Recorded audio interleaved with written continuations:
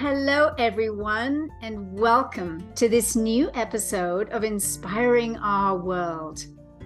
Today, we're going to talk about superpowers, finding your superpower and building upon it. Antoine Zervudaki, CEO of Let's Make Innovation and a Nikken collaborator, teaches about the need for change and sustainable growth in management. He describes 4 archetypes for transformative leadership. In reality, these archetypes may pertain to anyone in pursuit of self-development. We may see ourselves in each archetype or in one specifically. The 4 archetypes are the visionary, the insighter, the maker, and the humanizer. Let's take a look at each one in a little more depth here. The visionary is always looking to the future. This archetype specializes in defining strategic vision, guiding teams, and inspiring colleagues to action. The visionary transforms with special powers of communication. Areas to work on include staying connected to day-to-day realities, teamwork skills, and focusing on details. So the visionary's main impact is business first. And their priority is to create new business opportunities for the organization. Their expertise is in making business grow, creating the future, defining a strategic vision, guiding teams, thinking creatively, and persuading decision makers. A good example of a visionary is Elon Musk. All the company he has founded or co-founded, Zip2, PayPal, SpaceX, Tesla, SolarCity, Hyperloop, have been years or decades ahead of their time. They're offering efficient, positive, sustainable, and global solutions for a better future. And now here's a great quote from Elon Musk. "Patience is a virtue, and I am learning patience. It's a tough lesson." Yes, patience is a very important quality for visionaries to develop. Transformational power that visionaries have is in communication or communic action. His or her words inspire colleagues to action. Areas for improvement. Focus on the future can lead to disconnect from day-to-day reality, making teamwork and attention to detail difficult. So again, they lack patience. Let's look at the second archetype, the insighter. The insighter has ears and eyes open to opportunity. This archetype focuses on the client and specializes in research, trends, market expectations, data, deep analysis, and nurturing intelligence in teams. The insighter is gifted in understanding complex situations and turning them into opportunities. But they may need to learn how to be flexible when change is needed and to pay more attention to teamwork. So the impact of this amazing archetype is client first. Priority is to discover new clients' needs, internal and external, and to turn them into growth opportunities. Their expertise is to investigate trends, understand markets' needs, data mine, and share their intelligence with teams. A good example of an insighter is Marilyn Hewson, CEO of Lockheed Martin. To maintain force within her work branches, she said it came down to strategic monitoring. She segments every function of her firm with tangible metrics. Starting at the very bottom, she determines what is needed of herself and informs her staff on what she needs from them. The goalpost is always changing, and the team is always kept up to speed in regards to their latest objectives. Here's a great quote. What kind of attrition are we experiencing? Where are we relative to moving people into leadership positions? You have to monitor things and you have to set metrics. That's making a difference. Setting the tone at the top with metrics. It permeates all the way down through the organization. It's expected, and that's what we focus on to take the business forward. That's a quote by Marilyn Hewson. Their transformational power of insiders is to be a pain and gain digger.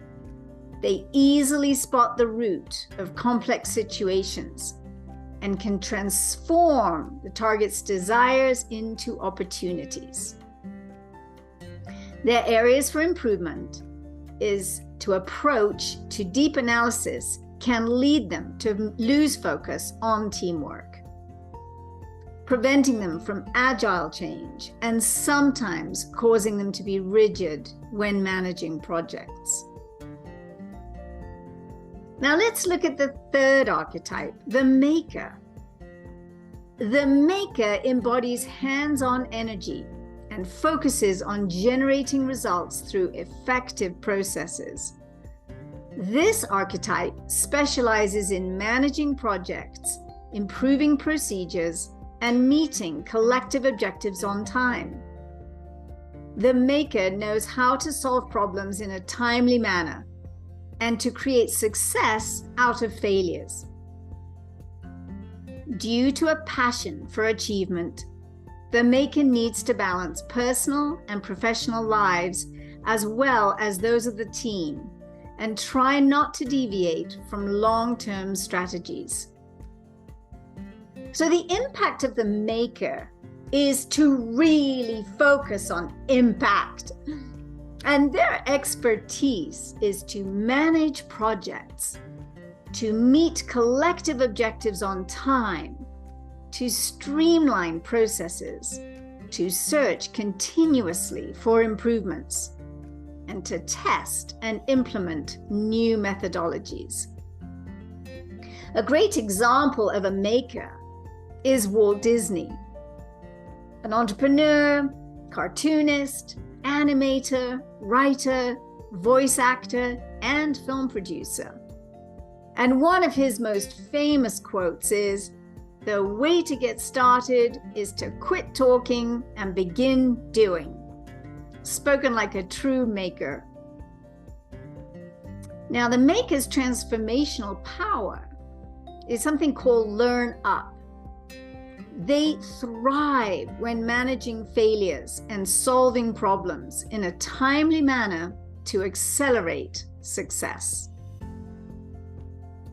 What are their areas for improvement? Well, their passion for achievement can lead to deviate from a long-term strategy. This can affect their personal, professional life balance and that of their teams. And it can underestimate the importance of deep analysis. So now let's look at the fourth archetype, the humanizer. The humanizer has a heart that beats for people. This archetype specializes in building trust, empowering team members, communicating transparently, and transforming strengths into a winning advantage. Conflict resolution is a major strength, while strategic dimensions and solid use of data are areas for growth. So let's look at the impact of the humanizer. The priority is to transform the strengths of the organizational structure into a winning competitive advantage. Their expertise is to build trust, empower and value teammates, communicate transparently, and continuously give feedback. A great example of a humanizer is Safra Catz, the CEO of Oracle Corporation. Catz holds everyone involved in Oracle's operations accountable, including herself. When seeking new talent, Catz values emotional intelligence over technical acumen. She believes that performance can always be improved if collaboration survives on an open dialogue. Here's a quote from Safra Catz.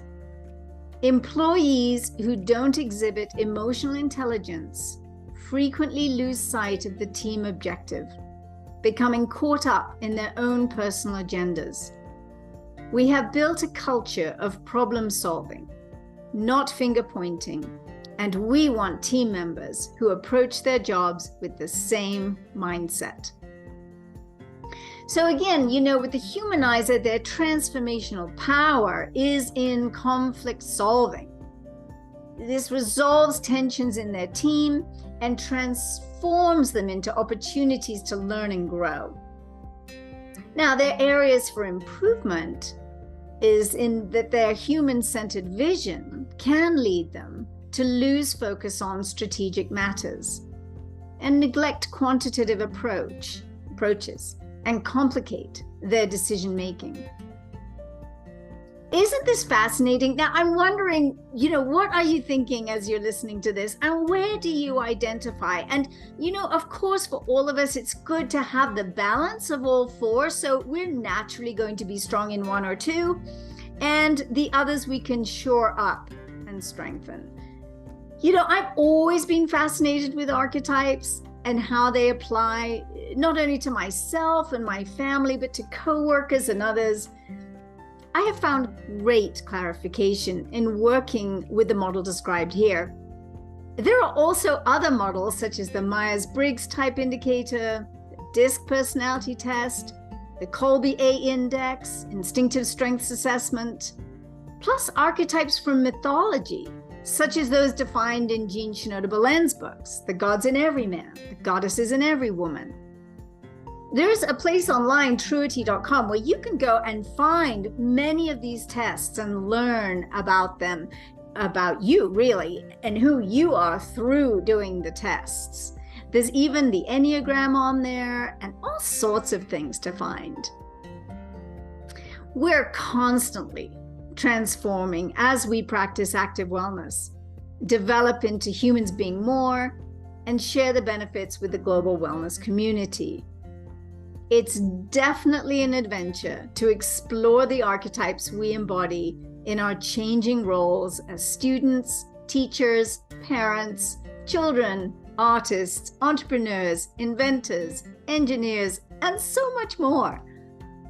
Let's tap into our superpowers and make each year the best year it can be. I hope you've enjoyed this blog, this podcast.